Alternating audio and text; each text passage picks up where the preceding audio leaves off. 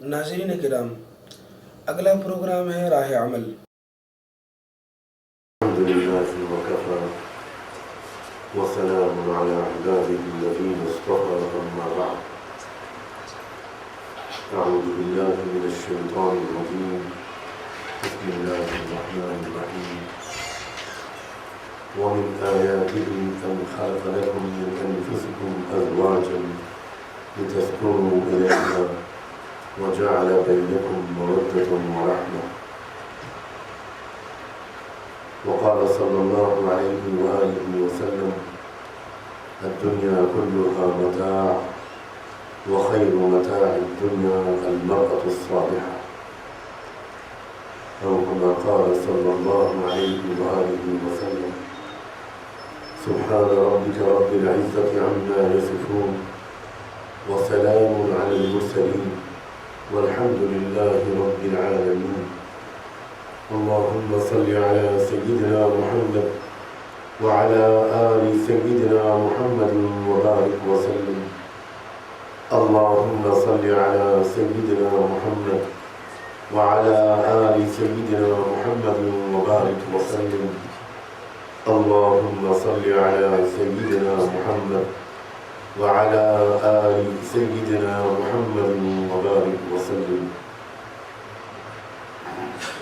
خاص طور پر میں آپ کی توجہ اس کی طرف مبذول کرانا چاہتا ہوں بڑے احترام کے ساتھ کہ ہمارا کانسیپٹ کچھ ایسا بن گیا ہے کہ جب ہم لفظ بولتے ہیں صحابہ کرام کا تو ذہن میں کچھ ایسا آتا ہے کہ کچھ بدو لوگ، کچھ کم پڑھے لکھے لوگ، کچھ بیکورڈ قسم کے، غریب قسم کے لوگ، کچھ وہ لوگ جن کا دنیا میں کوئی کنٹریبیوشن نہیں تھا، کوئی اسٹیٹس نہیں تھا، وہ کچھ اللہ والے بنا دیے تھے آپ نے، اور وہ تو بھائی صحابہ تھے، وہ بن گئے، ہم نہیں بن سکتے، ہمارے ساتھ تو دنیا بھی لگی ہوئی۔ یہ ایک جملہ ہے جو عام طور پر ایک عام آدمی اپنے ایکسکیوز ڈھونڈنے کے لیے کہتا ہے۔ یہ بہت ہی مسکنسیپشن ہے۔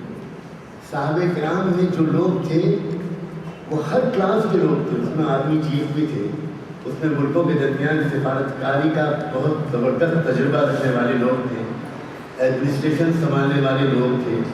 حضرت سیدنا صدیق اکبر رضی اللہ عنہ چیف جسٹس تھے مکہ مکرمہ میں اسلام سے پہلے، اور جو مکہ کی سوسائٹی تھی اس نے جسٹس سسٹم کو، جوڈیشل سسٹم کو دو حصوں میں بانٹ رکھا تھا۔ ایک میں سول کیسز سنے جاتے تھے، ایک میں کرمنل کیسز سنے جاتے تھے۔ تو کرمنل کیسز کی سنوائی کرتے تھے حضرت عمر فاروق، اور سول کیسز کی سنوائی کرتے تھے صدیق اکبر۔ اور میں تو اسی تقسیم کار پر داد دیتا ہوں کہ کرمنل کیس کو سننے کے لیے جب سیدنا عمر بیٹھتے ہوں گے اپنے جلال کے ساتھ تو اکثر کرمنلز کو پہلے ہی سے کرائم چھوڑ دینے کا شاید ارادہ کرتے ہیں۔ حضرت عثمان غنی بلینائر تھے، ملٹی نیشنل بزنس تھا ان کا۔ عبد الرحمن بن عوف، حضرت طلحہ، حضرت سلمان فارسی فن جنگ کے ماہر ترین انسان تھے۔ ابو عبیدہ بن جراح قومی وسائل، قومی ریسورسز کو کس طرح پر ڈیولپ کیا جائے، کیسے ان کی حفاظت کی جائے، اس کے ایکسپرٹ تھے۔ صحابہ کرام یہ گرے پڑے لوگ نہیں تھے جن کو کوئی حیثیت سوسائٹی میں نہ ہو، یہ اعلیٰ ترین صلاحیتوں کے لوگ تھے، مدبر لوگ تھے، مفکر لوگ تھے، دانشور لوگ تھے۔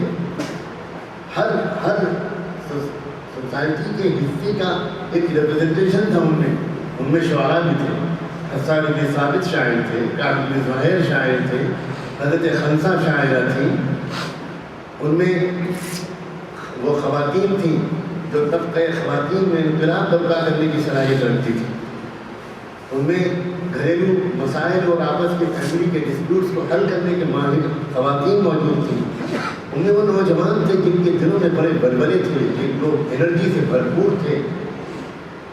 اس قوم کو یہ را میٹیریل تھا جو محمد رسول اللہ نے جس کو اپنے ہاتھ میں لیا، اور یہ شروع میں بہت اجنبیت دکھاتا تھا اور دور بھاگتا تھا۔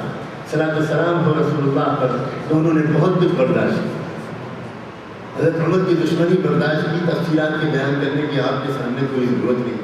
ابو سفیان کی دشمنی برداشت کی، عکرمہ ابن ابی جہل کی سازشوں کو برداشت کیا، خالد بن ولید کی صلاحیت کو برداشت کیا، سازش اور دشمنی کو برداشت کیا، اور کس طرح برداشت کیا۔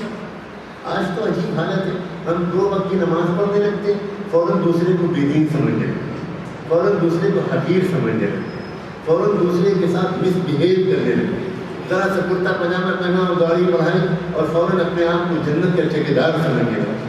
یہ مزاج نہیں تھا محمد رسول اللہ۔ بہت ڈاؤن ٹو ارتھ تھے آپ، بہت ہمبل تھے آپ، بہت انسان نواز تھے آپ، بہت انسان دوست تھے آپ، بہت دشمن نواز تھے آپ۔ کیا تاریخ ساز واقعہ ہے کہ جب آپ عمرہ کرنے کے لیے آئے تھے خواب کی بنیاد پر اور مکے کے لوگوں نے آپ کو عمرہ کرنے نہیں دیا۔ میں کافی سمجھتا ہوں اشاروں کا، آپ سب بہت تعلیم یافتہ لوگ ہیں، اور آپ کو مکے سے واپس جانا پڑا ایک ٹریٹی سائن کرنے کے بعد، سورہ النبیہ ایک معاہدہ پر دستخط کرنے کے بعد، جس کے تحت طے یہ ہوا کہ اگلے سال آپ آئیں گے۔ گویا مکہ کے ایڈمنسٹریشن نے اپنی سپریمیسی، اپنا پاور، اپنا کنٹرول، اپنا مکے کا انچارج ہونا ثابت کر دیا، اور یہ گویا پروف کر دیا کہ آپ بغیر ہمارے انٹری ویزا کے آپ مکے میں اندر نہیں آ سکتے، آپ واپس جائیں۔ اور آپ واپس گئے اور اگلے سال ویزا پر 3 دن کے ویزا پر آپ آئے۔ ان 3 دن میں بہت دلچسپ واقعہ پیش آیا۔ خالد بن ولید مکے کے ایک سپریم کمانڈر تھا عربی، سخت دشمن اللہ کے رسول۔ ان کا بھائی سعید بن ولید یہ اللہ کے رسول کے پاس آئے۔ دیکھتے ہی اللہ کے رسول نے ان سے پوچھا کہ این خالد، خالد کہاں؟ تو سعید نے کہا کہ میں جھوٹ نہیں بول سکتا، خالد کو آپ سے اتنی دشمنی ہے کہ وہ مکے کی پولیٹیکل لیڈرشپ نے آپ کو الاؤ کر دیا کہ آپ 3 دن کے لیے اندر آئیں، تو وہ مکہ چھوڑ کر چلا گیا۔ وہ کہتا ہے کہ میں یہ میرے بس میں نہیں ہے، یہ میرے بس میں نہیں ہے کہ محمد مکے آئیں اور یہاں سے زندہ واپس چلے جائیں میرے جیتے جی۔ اس لیے میں اگر مکے میں رہوں گا اور محمد سے میرا سامنا ہوگا تو میں اپنی تلوار کو روک نہیں سکتا، اس لیے وہ مکہ چھوڑ کر چلا گیا۔ بھائی نے صاف صاف بات بتا دی، کس سے؟ رسول اللہ صلی اللہ علیہ وسلم۔ اب آپ غور کیجیے، کوئی عام انسان ہو چاہے جتنا شریف ہو، اسے یہ سن کر غصہ تو آئے گا، ایک عجیب طرح کی ذلت محسوس ہوگی، کیا طریقہ ہے؟ میں کیا جانور ہوں؟ اس طرح میں میرے ساتھ بہیو کرنا ہے تمہارا بھائی؟ لیکن صلاۃ و سلام ہو اس قوت برداشت پر جو اللہ نے اللہ کے رسول کے سینے میں رکھی۔ انہوں نے جواب میں کہا کہ للہ در عقل خالد، خالد تو بہت سمجھدار انسان ہے، کیا ابھی تک اس کی سمجھ میں نہیں آیا کہ اللہ کے سوا کوئی معبود نہیں ہے اور محمد اللہ کا رسول ہے؟ کیا ابھی تک خالد کی سمجھ میں یہ بات نہیں ہے؟ کاش کہ میرا کوئی پیغام پہنچانے والا خالد تک یہ میرا پیغام پہنچا دیتا کہ اگر خالد ہماری طرف آئیں گے تو ہم ان کو آگے ہی رکھیں گے، پیچھے نہیں کریں گے۔ غور کیجیے نفسیاتی حکمت، اس حکمت دعوت کو، اس انسانی شرافت کے کمال پر غور کی۔ یہ بات ان کی پوری ہو گئی۔ اب جب حضور واپس چلے گئے اور خالد مکہ مکرمہ واپس آئے، اپنے بھائی سے ملے اور پوچھا سعید سے کہ سعید تم گئے تھے محمد کے پاس؟ تو سعید نے جواب دیا کہ ہاں میں گیا۔ کیا ہوا؟ سعید نے پوری کہانی سنا دی۔ مجھے دیکھتے حضور نے یا محمد نے تمہارے بارے میں پوچھا، میں نے صاف صاف بتا دیا کہ اتنی سخت دشمنی ہے اس کو کہ وہ مکہ چھوڑ کر جائے۔ تم نے کہہ دیا؟ ہاں میں نے کہہ دیا۔ پھر کیا کہا اس پر انہوں نے؟ اس پر انہوں نے یہ کہا کہ خالد تو بہت سمجھدار آدمی ہے، کیا ابھی تک اس کی سمجھ میں یہ بات نہیں آئی کہ اللہ کے سوا کوئی معبود نہیں اور محمد اللہ کے رسول؟ کاش کہ کوئی میرا پیغام پہنچانے والا خالد تک یہ پیغام پہنچا دیتا کہ اگر وہ ہماری طرف آئیں گے تو ہم آگے ہی رکھیں گے، پیچھے نہیں کریں۔ کیا محبت کا تیر نشانے پر لگا، اللہ کے رسول کے محبت بھرا جملہ خالد کو تڑپا گیا، اور خالد اپنے گھر میں گئے، اپنے بھائی سے کچھ نہیں کہا، گھر میں گئے، اپنا گھوڑا لیا، اپنے ہتھیار لیے، تیار ہوئے اور اس کے بعد باہر نکلے اور مکے کا ایک چکر لگا کر انہوں نے اعلان کیا کہ جس نے اپنی ماں کا دودھ پیا ہو وہ میرا راستہ روکے، میں جا رہا ہوں محمد کا غلام بننے کو۔ عمرو بن عاص ایک اور صحابی پہاڑ کے پیچھے سے نکلے، انہوں نے کپڑا ہلایا تو خالد نے تلوار نکالی، آؤ آؤ آؤ آؤ، شاید تمہاری موت میرے ہاتھ سے لکھی۔ عمرو نے کہا کہ بات تو سنو میری، بات یہ نہیں ہے، میں بھی اپنے گھر سے نکلا تھا مکے مدینے جا کر محمد کا غلام بننے کے لیے، آؤ ہم اکیلے نہیں صحیح 2 آدمی ساتھ چلیں۔ عمرو بن عاص یعنی چھوٹی کی جو کیبنٹ تھی قریش کی، اس کے بھی ایک بہت ہی سینئر موسٹ لیڈر تھے۔ جتنے بھی دوسرے ملکوں کے ساتھ بات کرنی پڑتی تھی، انٹرنیشنل ریلیشنز کا، فورن ڈپلومیسی کا پورا ڈپارٹمنٹ عمرو بن عاص کا تھا۔ اب ایک آدمی آرمی کا اور ایک آدمی فورن ڈپلومیسی کا ذمہ دار، یہ 2 انسان مدینے کی طرف روانہ ہوئے۔ میں کہنا صرف یہ چاہتا تھا کہ محمد رسول اللہ جو پہچاننے والے لوگ گرے پڑے لوگ نہیں تھے، اپنی سوسائٹی کا کریم تھے، اور اسی لیے وہ انقلاب برپا کرنے میں کامیاب۔ آج ایک بہت بڑا مسئلہ بنا ہوا ہے، میں بات کو مختصر کرتے ہوئے درمیان کی پوری ہسٹری کو کٹ شارٹ کرتے ہوئے اس وقت پر آتا، ذرا سی مبالغے اور ایگزیکٹیشن کے بغیر پوری جانبداری کے ساتھ کہنا چاہتا ہوں، دنیا اس وقت تبدیلی کے لیے بے چین ہے۔ دنیا اس وقت غیر مطمئن ہے اس صورتحال سے جس سے دنیا اس وقت گزر رہی ہے۔ دنیا کے کتنے فیصد انسان ہیں اس وقت جو خوشگوار روحانی زندگی گزار رہے ہیں، جو چین و سکون سے ہیں؟ کتنے لوگ ہیں؟ عام طور پر اس وقت دنیا غیر مطمئن ہے اور ایک چینج چاہتی ہے۔ آپ کہیں بھی سوسائٹی کے اندر جائیں، ایک تبدیلی چاہتی ہے دنیا کو یہ سمجھ میں نہیں آ رہا ہے کہ تبدیلی کہاں سے ہے، لیکن ایک تبدیلی چاہتی ہے۔ جن کا ایمان ہے کہ تبدیلی اسلام کے بغیر نہیں ہے، تبدیلی اللہ کا جو ایک پروگرام ہے زندگی کا، اپنے بندوں کے آل راؤنڈ ڈیولپمنٹ کے لیے ایک محبت والا نسخہ ہے۔ اسلام کیا ہے؟ اسلام صرف مذہب نہیں ہے، اسلام ایک ریچولس کا مجموعہ نہیں ہے، اسلام کچھ رسوم و کچھ افسانوں کا اور کہانیوں کا مجموعہ نہیں ہے، اسلام کچھ سیریمونیل فنکشنز کا اور کچھ سیلیبریشنز کے مجموعے کا نام نہیں ہے۔ اسلام ایک وے آف لائف ہے۔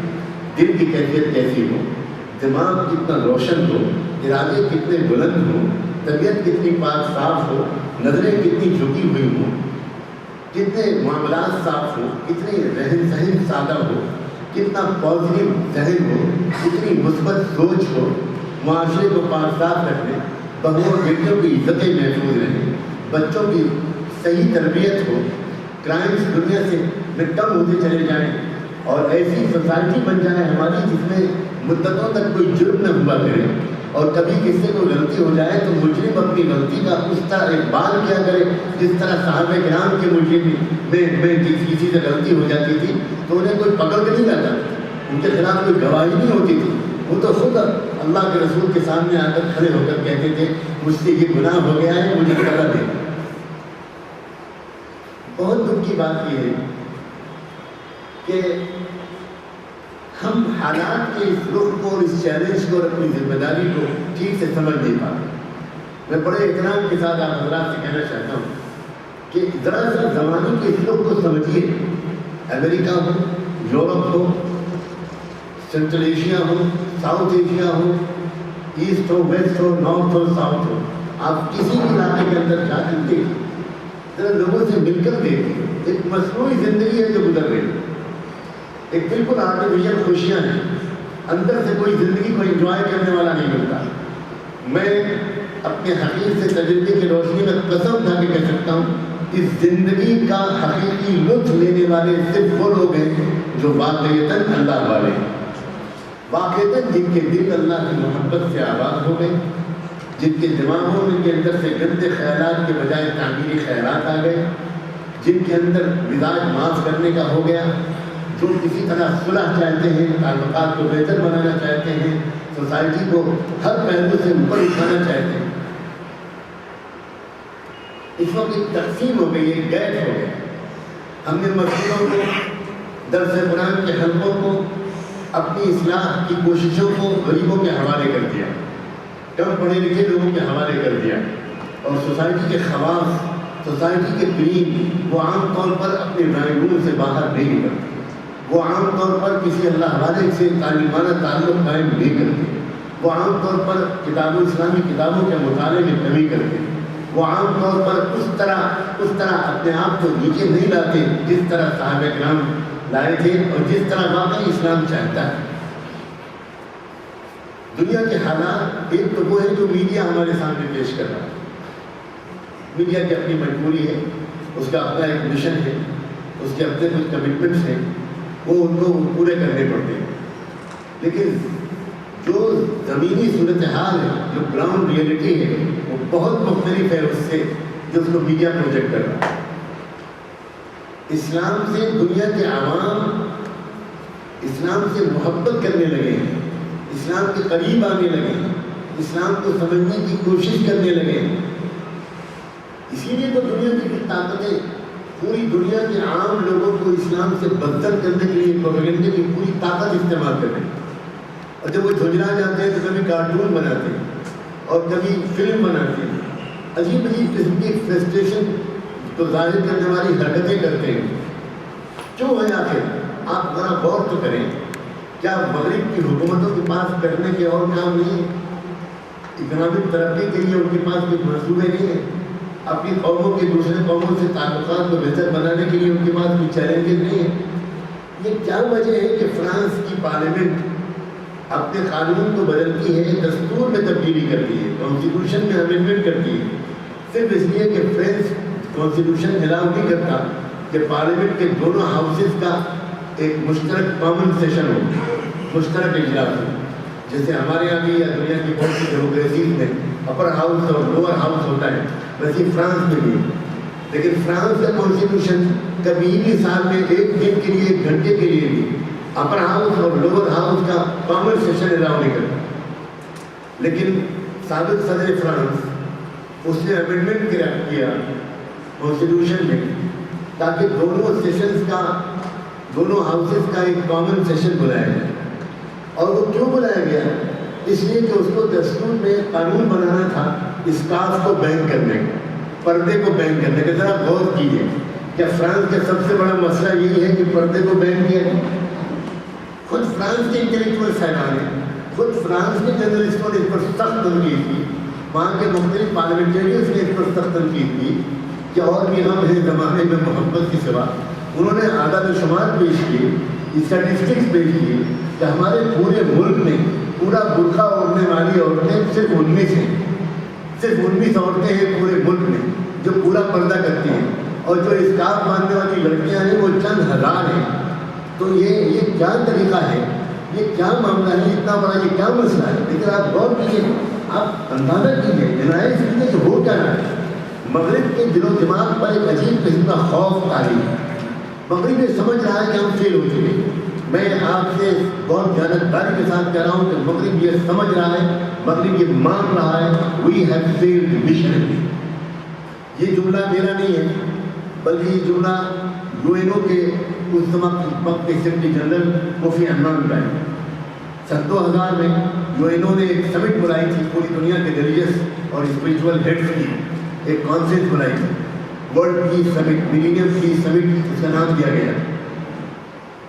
اس کا انوگریشن کرتے ہوئے کوفی عنان نے کہا تھا I had no hesitation to declare that the political leadership has majorly failed in solving the human problem۔ اسی لیے ہم نے آپ مذہبی لوگوں کو اور اسپریچول لوگوں کو بلایا ہے کہ شاید آپ اپنی مذہبی اور روحانیاتی دنیا کی رہنمائی میں ہمارے جو مسائل ہیں دنیا کی، پاورٹی کو کیسے ایلیمینیٹ کیا جائے، کیسے غریبی کو دور کیا جائے، کیسے لٹریسی ریٹ کو بڑھایا جائے، کیسے ہیڈ اور ہیڈ ناٹس کے بیچ میں جو گیپ بڑھتا جا رہا ہے اس کو کیسے کم کیا جائے، وغیرہ وغیرہ۔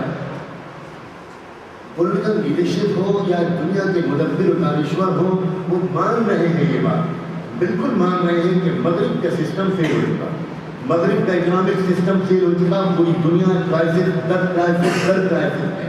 انفلیشن کی وجہ سے مہنگائی بڑھتی جا رہی ہے، پوری دنیا کا زبردست ایکسپلائٹیشن ہو رہا ہے۔ جو چند دنیا کے ملک ہیں جو بغیر کسی ریزرو منی کے نوٹ چھاپ رہے ہیں، عجیب و غریب دنیا کا دستور ہے، ہر پڑھا لکھا آدمی جانتا ہے یونائٹیڈ اسٹیٹس آف امریکہ کے ڈالر ایک سنگل پینی نہیں رکھتا ریزرو بینک میں، ایک سنگل پینی نہیں رکھتا ورلڈ بینک میں. وہ امریکن کانگریس سے اسپیشل حالات کی بنیاد پر اجازت لیتے ہیں، اور وہ اجازت کیوں لیتے ہیں؟ پہلے کسی دنیا کے علاقے میں جنگ بڑھ جاتی ہے، باقاعدہ سوچ سمجھ کر جنگ بھڑکائی جاتی ہے، بڑی محنت کی جاتی ہے، بتایا جاتا ہے، شور مچایا جاتا ہے کہ وہاں پر ویپنس آف میس ڈسٹرکشن بہت ہیں اور وہاں کیمیکل ویپنس ہیں، اور ہماری انٹیلیجنس نے ہم کو خبر دی ہے، اس لیے ہم کو وار الاؤ کیا جائے. امریکن کانگریس وار الاؤ کرتی ہے کہ ہاں ہم آپ کو الاؤ کرتے ہیں کہ آپ اٹیک کریں، اور وہ اٹیک کرنے کے لیے ہم کو بجٹ چاہیے، ہم کو اتنا پیسہ چاہیے، اتنے billions trillions and trillions and trillions of dollar چاہیے. اور اس کے لیے ہمارے پاس کوئی اور راستہ نہیں ہے سوائے اس کے کہ ہم کسی گولڈ کو ریزرو رکھنے کے بغیر ہم صرف پیپر کرنسی چھاپتے ہیں. امریکن کانگریس آن ریکارڈ اس کو الاؤ کرتی ہے. ساری دنیا کے پڑھے لکھے لوگوں کو یہ بات جاننا چاہیے کہ امریکہ کی دولت مصنوعی ہے، صرف پیپر نوٹ ہے یہ، اس کے بدلے میں جو ورلڈ بینک میں پیسہ جمع ہونا چاہیے وہ کچھ نہیں ہے. اور وہ اس پیسے کو جو رقمی پیسہ طاقت ہے اس کو چھاپ دیتے ہیں ڈالر کی شکل میں، اور پھر دنیا کے ملکوں کو وہ دیتے ہیں، قرضہ دیتے ہیں، ایڈس دیتے ہیں، اور پھر اس کے بعد اس کی پرسنٹیج انٹرسٹ کی وصول کرتے ہیں، ان قوموں کو غلام بنا لیتے ہیں. ساری دنیا جانتی ہے ورلڈ بینک کا ڈائریکٹر خود یہ کتاب لکھ کر فاش کر چکا ہے، اس کو امریکہ سے نکلنا پڑا، اس میں گرفتاری کا وارنٹ نکلا، وہ بھاگا، وہ روس میں جا کر مرا، چھپا اور چھپ کے جا کر وہاں مرا. ساری دنیا جانتی ہے کہ اکنامک سسٹم ٹوٹل ایکسپلائٹیشن پر مبنی ہے. ایجوکیشنل سسٹم، یہ ایجوکیشنل سسٹم کا کیا حال ہے؟ آپ امریکہ میں جا کر دیکھیے، اگر ایشینس نہ ہوں، اگر انڈین، پاکستانی، ملیشینس، کورینس، انڈونیشینس، اگر بنگلہ دیشی، سری لنکن، اگر ایشینس نہ ہوں تو امریکہ کا ایجوکیشنل سسٹم ٹوٹل کولیپس ہو چکا ہے. وہاں یہ صورتحال بن رہی ہے کہ ہائی اسکول کے اوپر بچے جانے والے نہیں ملتے. انسینٹیوز ڈکلیئر کرتی ہے گورنمنٹ اس لیے کہ بچے سب ڈرگس میں لگ جاتے ہیں، زنا میں، ریپ میں اور ہومو سیکسولیٹی میں، اور ہائی اسکول تک بڑی مشکل سے اس لیے پڑھتے ہیں کہ وہاں کے قانون کے لحاظ سے سول رائٹس مل نہیں سکتے آدمی کو جب تک کہ وہ 10th کلاس پاس نہ کرے. اس کا پاسپورٹ نہیں بنے گا، اس کا آئی ڈی نہیں بنے گا، اس کا ہاؤسنگ جو بھی اسکالرشپ ہے یا بھی لون ہے تو اس کو سینکشن نہیں ہوگا، وغیرہ وغیرہ. بہت سی سول فیسلٹیز اس کو نہیں ملیں گی. اس لیے کسی طرح بچہ الٹا سیدھا کر کے 10واں کلاس پاس کر دیتا ہے بچہ اور بچی. اب امریکن نسل کے لوگ اوپر ہائر ایجوکیشن میں جا نہیں رہے ہیں. ہائر ایجوکیشن کو سنبھالے ہوئے ہیں ایشینس. اس وقت نیوکلیئر میڈیسن کے جو پروفیسر ہیں پورے یونائٹیڈ اسٹیٹس آف امریکہ میں وہ انڈین مسلم ہیں. بنگلور کے پروفیسر ابراہیم سید پورے نیوکلیئر میڈیسن سائنٹسٹ ان کے انڈر میں کام کر رہے ہیں. اور پروفیسر ابراہیم سید کے ساتھ میں نے چند دن گزارے ہیں.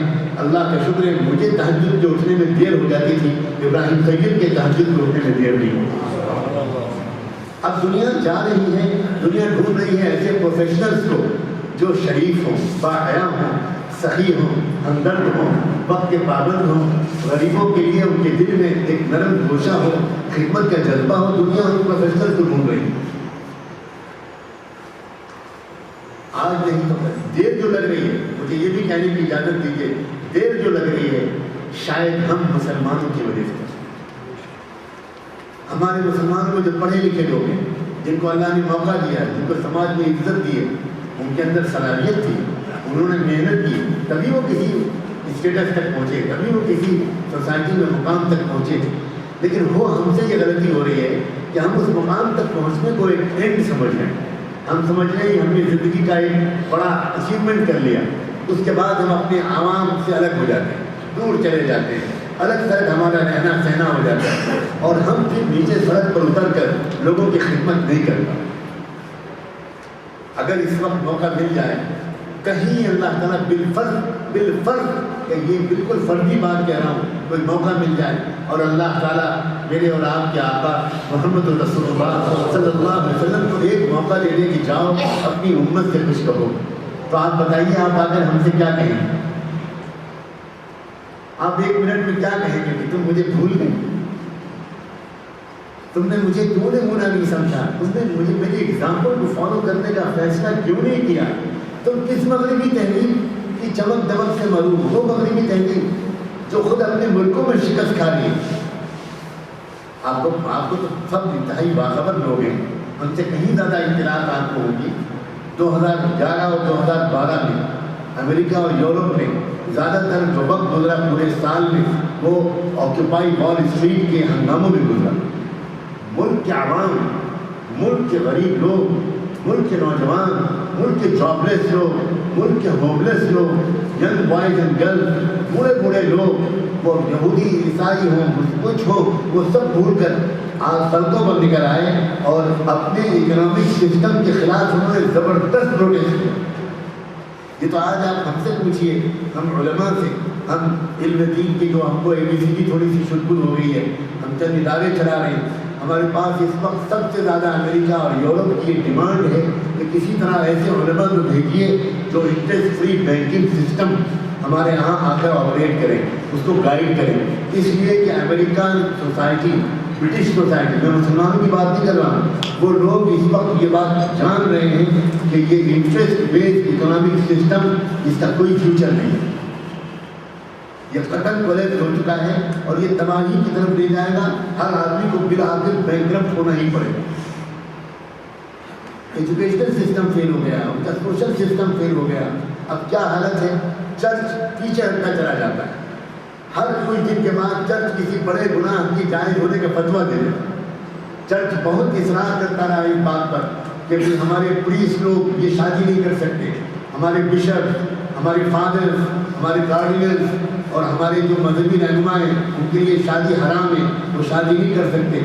لیکن جب پتہ چلا تو سویڈن سے لے کر لیٹن امریکہ تک سب سے زیادہ ناجائز بچے چرچ کی ننوں پیٹ سے پیدا ہوئے، تب چرچ نے خود پیچھے ہٹا کر اور پوپ نے باقاعدہ ایک ڈگری نکالی، فتویٰ نکالا، اور فتویٰ یہ نکالا کہ ہمارے بشپ اور ہمارے آرڈینل اس عمر کے بعد شادی کر سکتے۔ اور آگے چلیے، ہومو سیکسولیٹی، یہ کرسچینٹی میں بھی بین تھی، چرچ اڑا رہا چرچ، ساری پولیٹیکل لیڈرشپ کوشش کرتی رہی کہ چرچ الاؤ کر دے۔ امریکن پریزیڈنٹ کلنٹن نے باقاعدہ پوپ سے جا کر ملاقات کی اس بارے میں کہ پلیز الاؤ ہومو سیکسولیٹی الاؤ کیجیے، ہماری آرمی میں ہر آدمی ہومو سیکسول ہے، ہم کیسے اس کو کرمنل کورٹ میں لا سکتے ہیں، کیسے اس کا کورٹ مارشل کر سکتے ہیں، ہمارے تمام پروفیسر، ہمارے وائس چانسلر ہومو سیکسول ہیں، ہم کیا کریں، پلیز الاؤ کیجیے۔ لیکن چرچ الاؤ نہیں کرتا تھا۔ لیکن آپ کو پتہ ہے کہ آج سے تقریباً 4.5 سال پہلے چرچ نے اعلان کر دیا کہ چرچ ہے no objection about homo sexual. پوری دنیا ہار مان رہی ہے، پیچھے ہٹ رہی ہے۔ ایک طرف یہ ہو رہا ہے اور ایک طرف آپ کو میں خوشخبری سنانا چاہتا ہوں اور نوجوانوں کو خاص طور پر ابھارنا چاہتا ہوں۔ مسلم دنیا میں ہمارا انٹلیکچوئل طبقہ، ہمارا نوجوان مسلم طبقہ، لڑکوں اور لڑکیوں سب کا وہ اسلام کی طرف تیزی سے واپس آ رہا ہے۔ پچھلے 50-60 سال، 70-80 سال ہماری مسلم دنیا نے ایسے گزارے، ترکی نے ایسے گزارے، تونس نے ایسے گزارے، لیبیا اور الجیریا نے ایسے گزارے، مراکش نے ایسے گزارے، مصر نے ایسے گزارے، جس میں ہماری جو کالج اور یونیورسٹی کی جنریشن تھی اس نے اسلام کا مذاق اڑایا۔ میں خود جارڈن کے ڈیفینس کالج میں گیا ہوں، میں نے دیکھا ہے کہ جارڈن کے ڈیفینس کالج کے لڑکوں کا یہ عالم تھا کہ ان عرب لڑکوں کو کلمہ تک نہیں نظر، شراب کے نشے میں دھت نظر آتے تھے۔ ایک عمرہ کرنے کے لیے ایک ٹیم آئی جارڈن کے ڈیفینس کالج کی، تو اس وقت میں مدینے میں پڑھتا تھا، ہمارے ساتھ ایک پورا گروپ تھا، کئی 100 اسٹوڈنٹس کا۔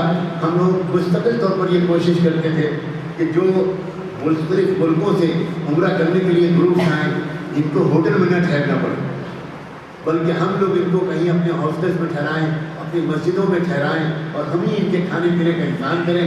ہمیں ہمارے بزرگوں نے وہاں پر یہ سکھایا تھا، خاص طور پر دعوت و تبلیغ کے ذمہ دار اعلیٰ اور اخلاق نبوی کا ایک نمونہ حضرت مولانا سعید احمد خان صاحب، وہ بار بار کہا کرتے تھے کہ مدینے میں جب سے ہوٹل کھلے ہوں گے انصار کی روح تڑپ رہی ہے۔ مدینہ ہوٹلوں کی جگہ نہیں ہے، یہاں تو لوگ ضیافت کیا کرتے تھے، اپنے گھروں میں ٹھہرایا کرتے تھے۔ تو ہم لوگوں نے اس پرانے فیشن کو اپنے لمیٹڈ تعداد اور سورسز کے مطابق زندہ کرنے کی کوشش کی۔ تو ہم لوگوں کی چھٹی کیونکہ ہفتے میں 2 دن ہوتی تھی اور 2 ہی دن قریب کے ملکوں سے جو اسمال ٹرپس آتی تھی، عام طور پر بدھ کو وہ لوگ پہنچتے تھے مدینے اور جمعے تک رہتے تھے، اس کے بعد عمرہ کرنے کے لیے مکے جاتے تھے۔ الإحسان والكرم محمد